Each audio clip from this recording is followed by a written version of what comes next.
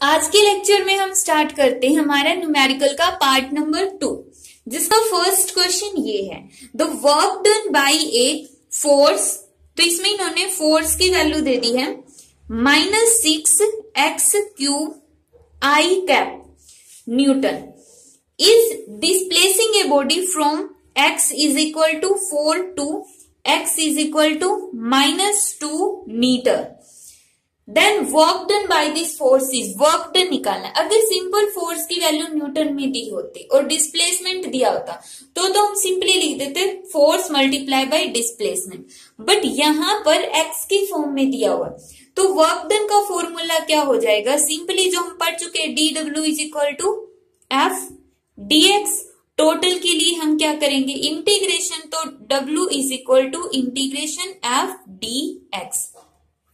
तो अब देखो इंटीग्रेशन f की वैल्यू कितनी है, x की फॉर्म में दी हुई है -6x³ और dx की value dx as it is. Integration की लिमिट कहां से कहां तक दी हुई है, 4 to x is equal to -2। तो यहां पे कितना आ जाएगा, -6 हम बाहर ले लेंगे, x³ का इंटीग्रेशन कितना होगा, x की पावर 4 डिवाइड बाय 4। अब यहां पर लिमिट कितनी होगी, 4 टू -2। आई कैप को हम फिनिश कर देंगे, क्यों, क्योंकि हमने डायरेक्शन ऑलरेडी ले लिया कि x एक्सिस में मूव कर रहा है। तो यहां पर लिमिट पुट करो, 4 कॉमन है, कांस्टेंट है, बाहर ले लिया।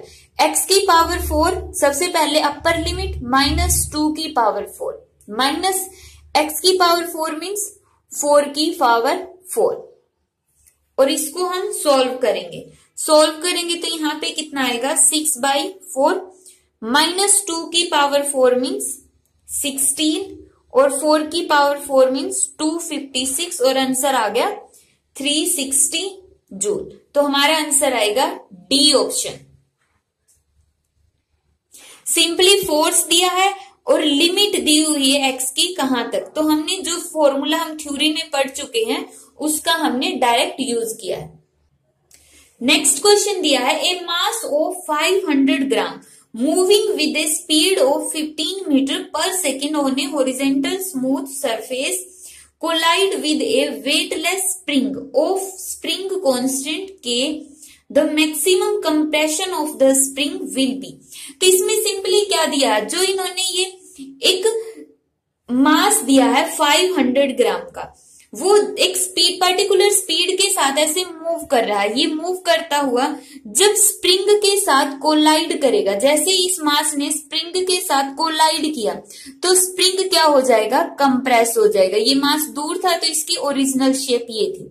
अब जैसे जैसे ये मास इसके नजदीक आएगा तो ये इसको क्या करेगा, कंप्रेस करके छोटा कर देगा। तो हमें यही बताना कि वो कितना कंप्रेस हो गया। कंप्रेस होकर अगर मान लेते हैं कि वो इतना हो गया तो ये हो जाएगा x। तो इस x की वैल्यू हमें कैलकुलेट करनी है।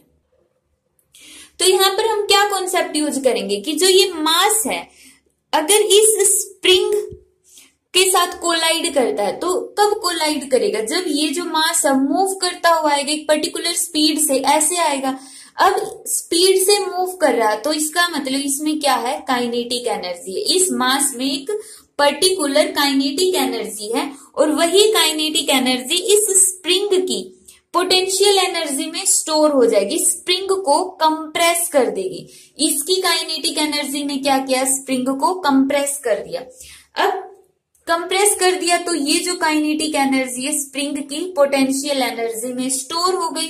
तो law of conservation of energy के अकॉर्डिंग क्या होगा हमारे पास, kinetic energy of mass is equal to potential energy of spring, क्योंकि एनर्जी को तो हमने क्रिएट या डिस्ट्रॉय किया ही नहीं है, सिर्फ इसकी काइनेटिक एनर्जी को हमने इसमें स्टोर कर दिया। और इस मास को जब तक हम इसके पास लगा कर रखेंगे, ये यहां से चिपक कर रहेगा, तब तक ये है जो कंप्रेस्ड स्टेट में रहेगा। जैसे ही मास को दूर किया ये एकदम से अपनी ओरिजिनल शेप में आ जाएगा। तो काइनेटिक एनर्जी का फॉर्मूला ½ mv², पोटेंशियल एनर्जी का ½ k(x²), ये हम पढ़ चुके हैं। हाफ से हाफ कैंसिल, तो x निकालना चाहते हैं, हमारे पास क्या हो गया, mv² डिवाइड बाई k। और यहाँ पे क्या आ गया under root. Under root mass की वैल्यू कितनी दी हुई है, इन्होंने दिया mass is equal to 500 gram means 0.5 kilogram. Velocity कितनी दी हुई है, वेलोसिटी दी हुई है 15 का स्क्वायर, 15 का स्क्वायर मीन्स 225। वेलोसिटी दी है 15 मीटर पर सेकेंड। के की वैल्यू इन्होंने दे दी 50, तो हमारे पास आंसर आ जाएगा 1.5 मीटर। तो इसका ऑप्शन नंबर आ गया बी। 1.5 मीटर तक जो ये स्प्रिंग है वो कंप्रेस हो जाएगा। नेक्स्ट क्वेश्चन ये दिया हुआ है, इसमें इसको समझने के लिए सबसे पहले हम इस डायग्राम को प्लॉट कर लेते हैं दोबारा से। तो ये हमने इस डायग्राम को वंस अगेन प्लॉट कर लिया। तो इसमें पूछा क्या है, इसमें इन्होंने कहा कि वर्क डन बताओ जब हमने बॉडी को x इज इक्वल टू 1 से x इज इक्वल टू 5 तक डिस्प्लेस कर दिया। आगे इस कर्व की बात नहीं की है, सिर्फ यहां तक हम किसी बॉडी को लेकर गए। बट पाथ क्या होगा, हम O से इसको मान लेते हम A, इसको मान लेते हम B, ये हो गया हमारे पास C, D, E, F, G, H, I, J, K और L। इस पूरे पाथ को हमने फॉलो किया है। ओरिजिन से A, C, D, F, G यहां तक हम लेकर गए। अगर थ्योरी याद है तो हमने थ्योरी में क्या पढ़ा था, work done is equal to work done is equal to area under fx curve. fx curve के नीचे एरिया। अब एरिया क्या है, ये तो कर्व है, जो अगर सिंपल एरिया ऐसे होता तो हम बोल देते कि ट्रायंगल का एरिया। अगर एरिया ऐसे होता तो भी हम बोल देते कि ये क्या हो गया, हमारे पास एक रेक्टेंगल का एरिया। बट यहां पर तो बहुत सारी स्ट्रक्चर्स बनी हुई, तो इसमें हम एरिया कैसे लिखेंगे, सभी का एरिया लिखेंगे। तो सबसे पहले हम लिखते हैं एरिया ऑफ ट्रायंगल OAB, फिर एरिया ऑफ रेक्टेंगल। अब ये जो नेक्स्ट रेक्टेंगल है उसका एरिया, रेक्टेंगल कौन सी, ABC, और यहां पर ये क्या है E, प्लस फिर area of this square, square है या रेक्टेंगल जो भी है, इसका एरिया EDFG, और फिर नीचे वाली शेप का एरिया GHIJ, प्लस फिर से इस ट्रायंगल का एरिया JKL। तो इन सभी का एरिया हम लिखेंगे। तो सबसे पहले ट्रायंगल का एरिया का फॉर्मूला क्या होता है, half multiply by base into height, half multiply by base. OAB means ये वाली ट्रायंगल। अब इसका बेस कितना है, ओरिजिन मतलब 0 से लेकर 1 तक, तो 1। हाइट कितनी है, ये वाली हाइट की वैल्यू कितनी है यहाँ पर 10, ओरिजिन से लेकर A पॉइंट है 10 पर, तो ये हो गया 10, प्लस उसके बाद हमारे पास एरिया है ABCE का, मीन्स ये वाला एरिया। ये क्या बनती है, रेक्टेंगल। रेक्टेंगल का एरिया का फॉर्मूला क्या होता है, लेंथ इंटू ब्रेथ। इसकी ब्रेथ कितनी है, 1 से लेकर 2 तक, मीन्स 1, 2 माइनस 1 1 हो गई, मल्टीप्लाई बाय इसकी लेंथ, लेंथ हो गई इतनी, इतनी क्या है 0 से 10 मतलब कि 10, प्लस अब थर्ड वाला एरिया, थर्ड की इसकी लेंथ कितनी होगी, लेंथ तो होगी 0 to 5 और ब्रेथ कितनी होगी 2 से 3, 3 माइनस 2 कितना हो गया, टोटल 1 हो गया। अब GHIJ इसका एरिया भी कितना होगा, यहां पर भी वही रेक्टेंगल बन रही है ये। अब इसकी लेंथ कितनी है, एक्सिस से लेकर 0 से लेकर नीचे -5 तक, तो -5 मल्टीप्लाई बाई ब्रेथ कितनी है 3 से लेकर 4 तक, मतलब टोटल कितनी हो गई 1।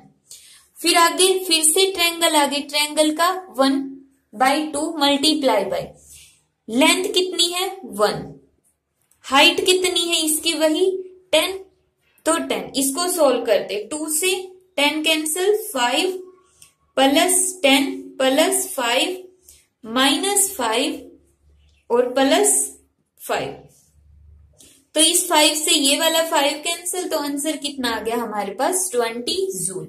तो ओवरऑल इस पूरे क्वेश्चन में समझने वाला पॉइंट था वर्क डन किसके इक्वल होता है, हमेशा एरिया अंडर द कर्व। कौन सा कर्व, एफ एक्स कर्व, जो एफ एक्स कर्व है उसके अंडर का एरिया, उसी को हम क्या बोलते हैं, वर्क डन बोलते हैं। नेक्स्ट क्वेश्चन इन्होंने दिया है, ए spring when stretched through 1 centimetre possesses A potential energy you. जब हमने उसको स्ट्रेच किया 1 सेंटीमीटर तक तो उसमें पोटेंशियल एनर्जी होगी U. If the extension of spring becomes 4 centimetre, अगर उसकी एक्सटेंशन को हमने 4 सेंटीमीटर कर दिया, then its potential energy will be. तो क्या होगी, सबसे पहले हम पोटेंशियल एनर्जी का फॉर्मूला देखते हैं, क्या होता है, हाफ के एक्स स्क्वायर।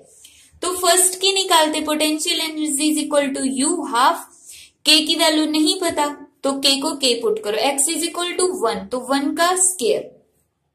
यहां पर आंसर आ गया हमारे पास के बाई 2। अब न्यू वाले पोटेंशियल एनर्जी कितनी होगी, हाफ ऑफ के एक्स डैश का मीन्स 4 का स्क्वायर, तो कितना आ गया यहाँ पे 16 के बाई 2। अब ऑप्शन देखो, ऑप्शन मैच करवाने हमें, ऑप्शन में u की फॉर्म में दी हुई जो इंक्रीज्ड एनर्जी उसको u की फॉर्म में एक्सप्रेस किया हुआ, तो यहां से u dash is equal to 16, k by 2 किसके इक्वल है, u के इक्वल, तो यहाँ पे आंसर कितना आ गया 16u, means option number C.